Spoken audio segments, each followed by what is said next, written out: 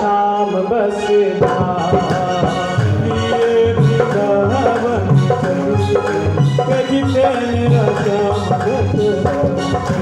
चलिए वृंदावन चलिए कि जिथे मेरा श्याम बसदा।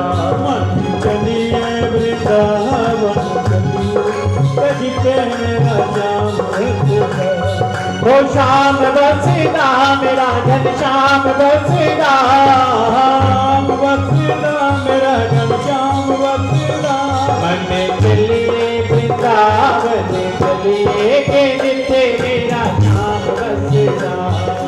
चलिए वृंदावन चलिए के जिथे मेरा श्याम बसदा। बोले वृंदावन बिहारी राधा रानी सरकार।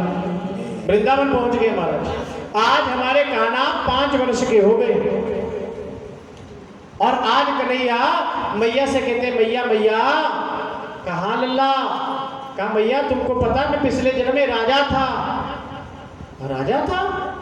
हाँ मैया राजा नहीं महाराजा था। अच्छा तो तेरा नाम क्या था? कहा मेरा नाम था रामचंद्र। तो फिर कहा मैया उस जन्म में मुझे वनवास हो गया था। जब मैं वन की ओर जाने लगा तो मैं गौ माता का बहुत बड़ा भक्त था। एक त्रिजट नाम का एक ब्राह्मण आया और उसने गौओं का दान मांगा। तो मैंने उससे कहा कि तुम अपना डंडा जितनी दूर तक फेंक सकते हो फेंक दो। उसने जितनी दूर तक फेंका वो हजारों गायें मैंने दान कर दी। मैया उस जन्म में मैं गौ माता की सेवा नहीं कर पाया, लेकिन इस जन्म में मैं गौ माता के लिए अवतार लिया है। मैं गौ माता की सेवा करूंगा, ब्राह्मणों की सेवा करूंगा, पूर्ण संसार की सेवा करूंगा। तो कहा कन्हैया तुम्हें कौन रोकता है? कहा मैं गौ चारण के लिए जाऊंगा। कहा ठीक है मैं पंडित जी से कहकर मुहूर्त निकलवा दूंगी। और मुहूर्त निकलवाया गौवस द्वासी जो कार्तिक महीने में शुक्ल पक्ष में आते हैं।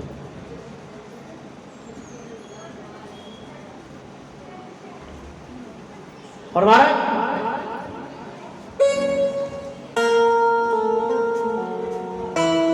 गोवर्धन पूजा के बाद जो मुहूर्त निकला है उस मुहूर्त में हमारे कन्हैया गौ चारण के लिए जाने लगे हैं। लेकिन मैया ने कन्हैया से कहा कन्हैया वन में कंकर होंगे, कांटे होंगे, तू मखमलों के जूते पहन कर जा। कहा मैया मैं अकेले जूते नहीं पहनूंगा, मेरी गौ मैया को भी पहनाओ। मैया ने जहां कह दिया कि लल्ला वो तो पशु है, लेकिन इतनी बात पर क्रोध आ गया कन्हैया। कन्हैया कहते मैया तूने क्या कह दिया? गौ माता पशु? अगर गौ माता पशु है तो तुलसी एक पौधा है और गंगा एक साधारण नदी है। भैया तू क्या कह रही है? 33 कोटि देवी देवताओं का वास है।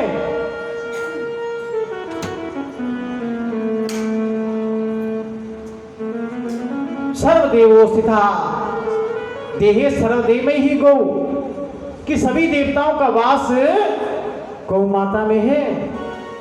सर्वदेवो स्थिता गवाम अंगे, गौ माता के अंग में सभी देवताओं का वास है।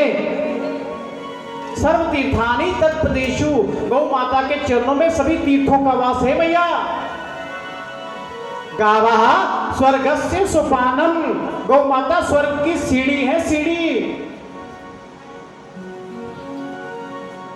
गावा धान्य सनातना, गौ माता तो सनातन की जड़ है, जड़।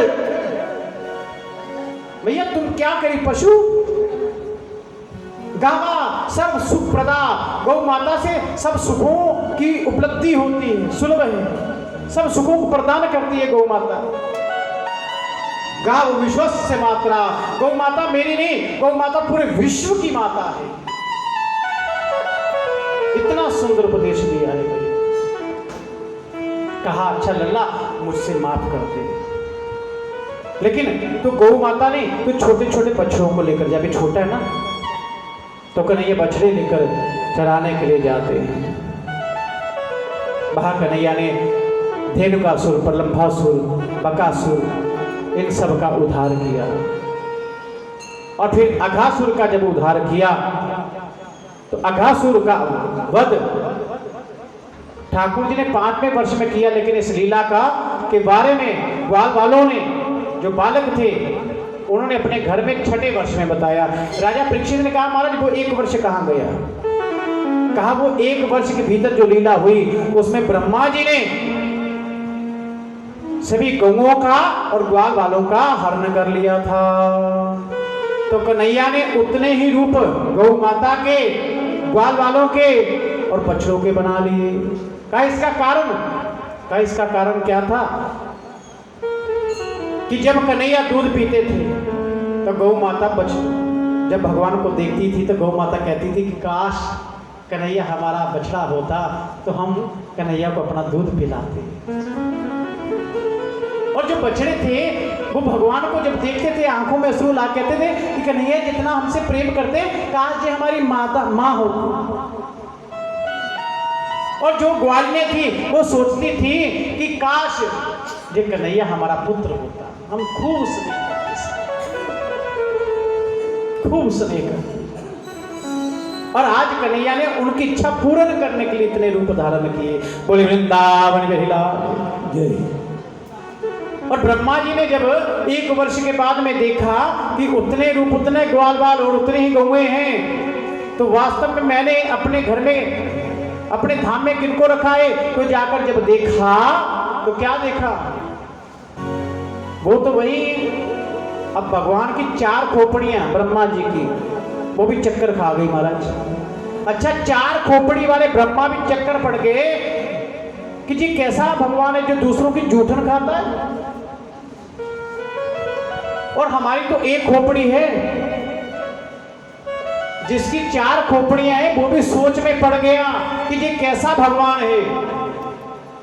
तो आज का कलयुग का मानव क्या उसकी खोपड़ी नहीं चकराएगी कि ये कोई भगवान है जो नहाती स्त्रियों के वस्त्र चुरा कर ले जाता है?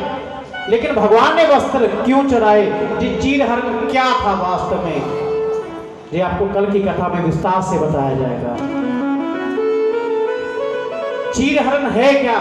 हम यही सोचते हैं कि भगवान ने वस्त्र हरण कर लिए, भगवान ने तो बड़ी ही अच्छी, भगवान अच्छे नहीं है, नहाती स्त्री को वस्त्र लेकर। अरे पहले सोचो तो सही, जानो तो सही भगवान है क्या? भगवान तो उम्र कितनी थी? 7 वर्ष। और 7 वर्ष के बच्चे के सामने उसकी माता कपड़े बदल लेती है। पहले सोचो तो सही बात करने से पहले, क्योंकि ग्रंथों को पढ़ा नहीं और भगवान पर लांछन लगाना शुरू कर देते हम। 7 वर्ष का बालक, क्या उसमें काम उत्पत्ति हो सकती है? ये वही लोग कहते हैं जिन्होंने अपने सदग्रंथों का श्रवण नहीं किया, आश्रय नहीं किया महाराज। तो कल इस लीला को विस्तार से बताऊंगा। बोले वृंदावन बिहारी लाल की। ब्रह्मा जी ने आकर क्षमा मांगी है और भगवान ने ब्रह्मा जी को क्षमा नहीं किया। भक्तमाल कहती है कि नाभा जी के रूप में ब्रह्मा जी का जन्म हुआ और उन्होंने जब भक्तमाल की रचना की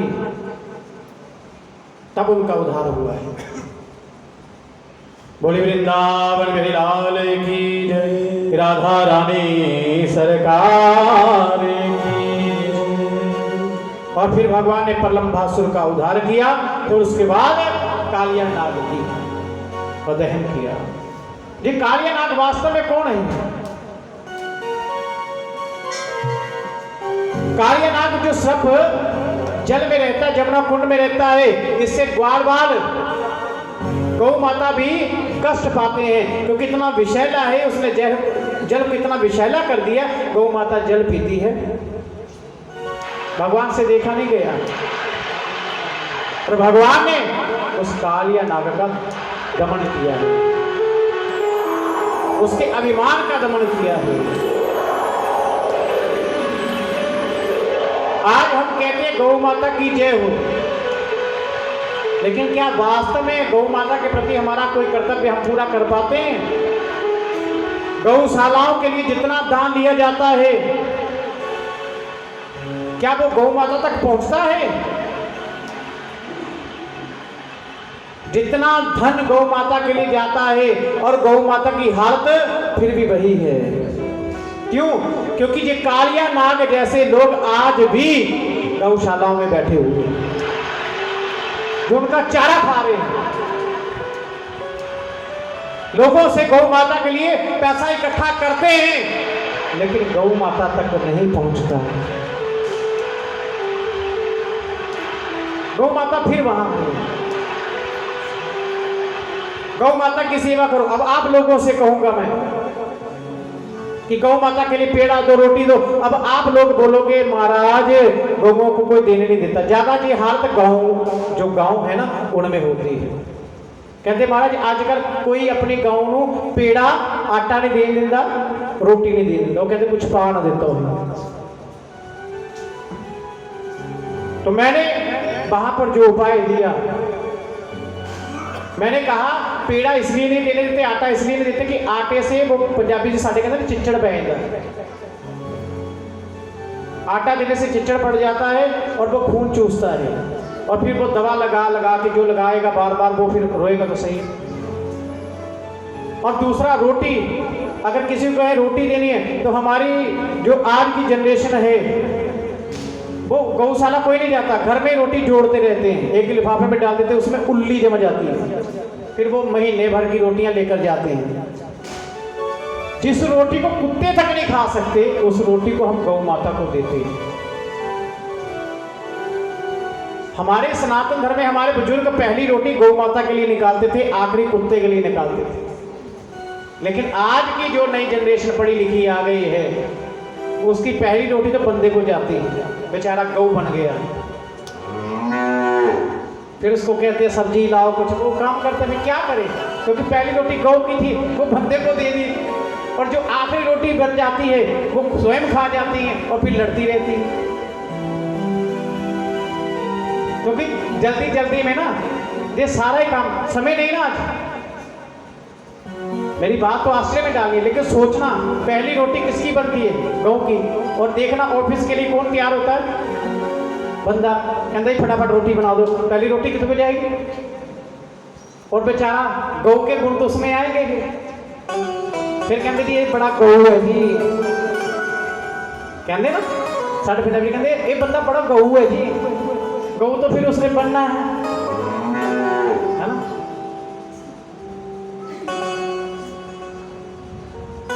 और पंजाबी जनानियां लड़के तो फिर गालियां भी हो नहीं देती हैं, जी एंगली रोटी अं कुत्ते को पाने। तो हमारे विचार, हमारे संस्कार कहां से बदल रहे हैं? हमारे सदाचार से। सदाचार के गुण हम में नहीं है। तो इस बात को सोचना गौर से मेरी माता बड़ा जरूरी है। आपने अपने इस कर्म को, धर्म को निभाया सारी उम्र, लेकिन अगर अपनी बहू अगर घर में आती तो उसको भी बेटी की तरह अपनाएं और बेटी की तरह शिक्षा दें। द्वेष ना करें कि मैं तो इदा सब्जी बनाती ही, यदि सब्जी च लूण नहीं होंदा, यदि सब्जी फिक्की होंदी है, यदि सब्जी कच्ची होंदी है, यदि चौल नहीं चंगे होंदे। वो कहेगी आपू बना ते आपू खा, जान साडे मेरी कानून ही करती रहती है। एक तो बेचारी मेहनत ना बना के देगी, ऊपर सस कानून कट के बह जाएगी। और ऐसे नहीं है कि सारी कमजोरियां हमारी बुजुर्ग माताओं में है, हमारी जो नई जनरेशन उनमें भी है। क्योंकि जब विवाह के आती हैं तो घर से पहले सीखा नहीं होता। अब सास कहती हो, कहती मम्मी मैंने बनाना नहीं आता। नहीं बनाना आता तो सीखो। इसका मतलब ये थी कि माँ ने विवाह किया कितने भी अगे घर संभालते मैं भजन करा। वो बेचारी भजन सुहा करे, पहला 2 बंदे की बनाती हूँ 4 बंदे का बना लग पी। भजन कितों करे?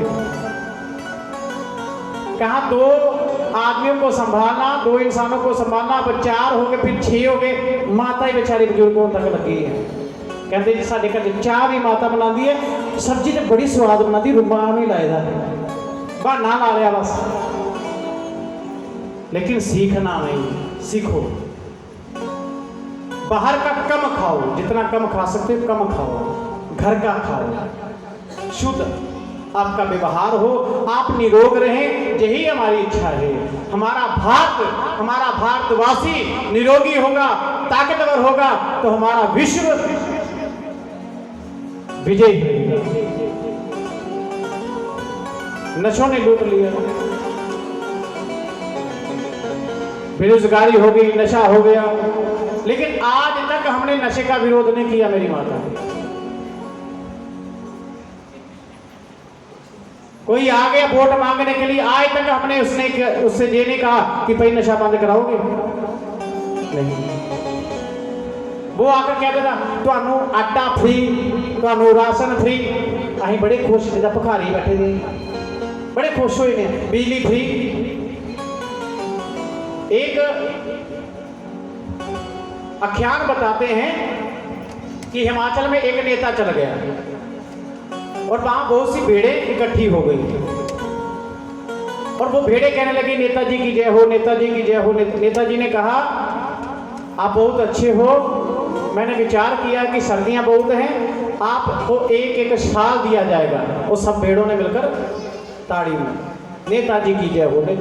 एक बूढ़ी भेड़ बैठकर सोच रही थी, सब कहने लगे अरे तूने नेताजी की जय क्यों नहीं की? कहा बहन बात तो सुन। कहा क्या?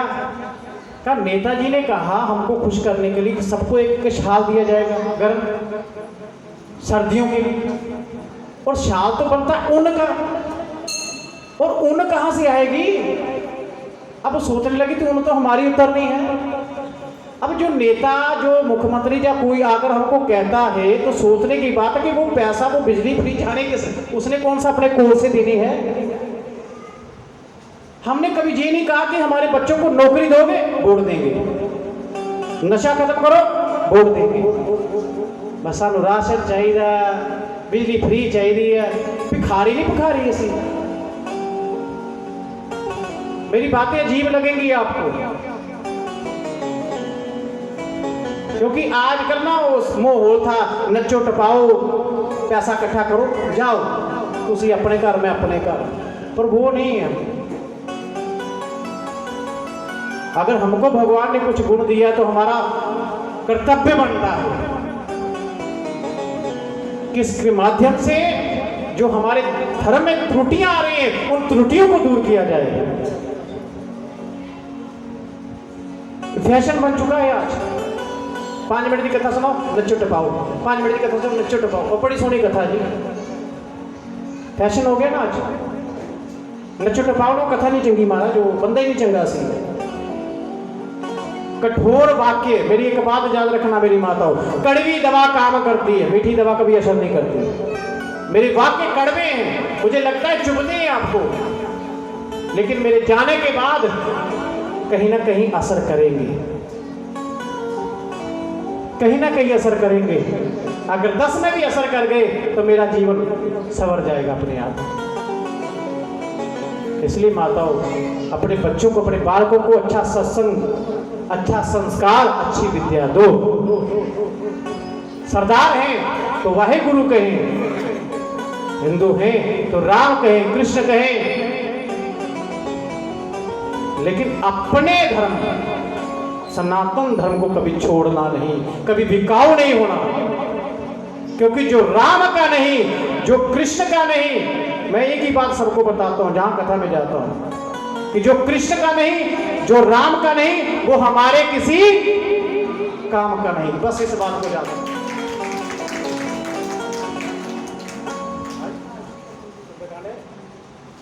बोले वृंदावन बिहारी लाल। तो अभी गोवर्धन लीला की ओर चलते हैं, क्योंकि समय। तो भगवान ने अपने ग्वाल वालों की रक्षा के लिए एक सुंदर लीला की कि दीपावली के दूसरे दिन दीपक जगाए गए। भगवान ने आकर बाबा से पूछा, बाबा ये कौन सा महोत्सव हो रहा है? कहा लल्ला हम इंद्र की पूजा करेंगे। कहा इंद्र की क्यों? कहा इंद्र बादलों के स्वामी हैं, हम पूजा करेंगे, प्रसन्न होंगे, बारिश करेंगे, हमारा अन्न धन्य होगा, हमारा अनाज बढ़ेगा, हम उससे यज्ञ करेंगे। कहा अरे बाबा, पृथ्वी को मैं अन्न पैदा करना ये पृथ्वी का कर्तव्य है, बादल का वर्षा करना जी, बादल क्या करते, इसमें इंद्र का क्या रोल है?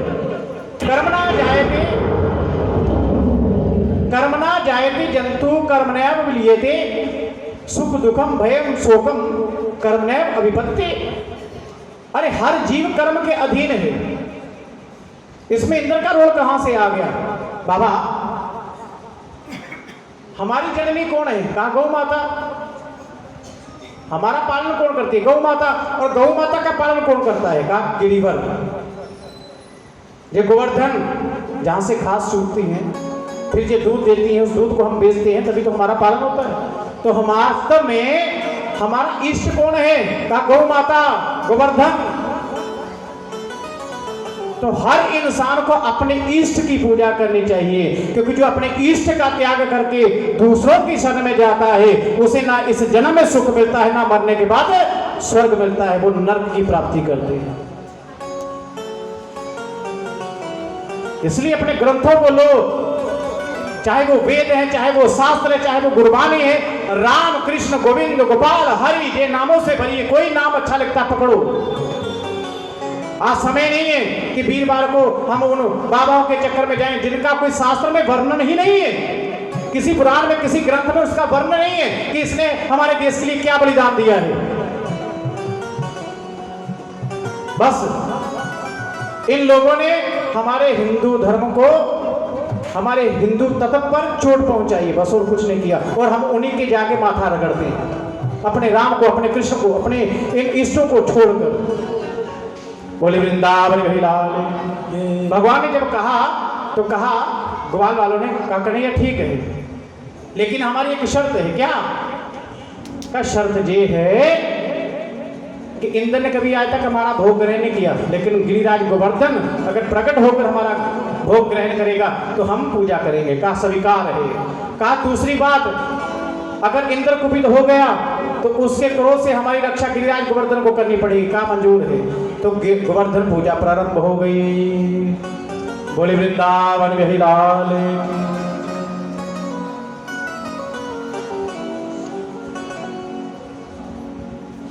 तो गोवर्धन की झांकी ले आइए।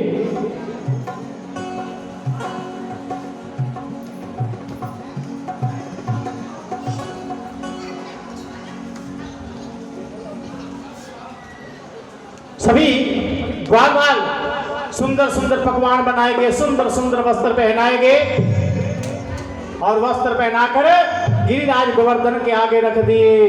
परिक्रमा होने लगी और सब नाचने लगे, गाने लगे और कहने लगे,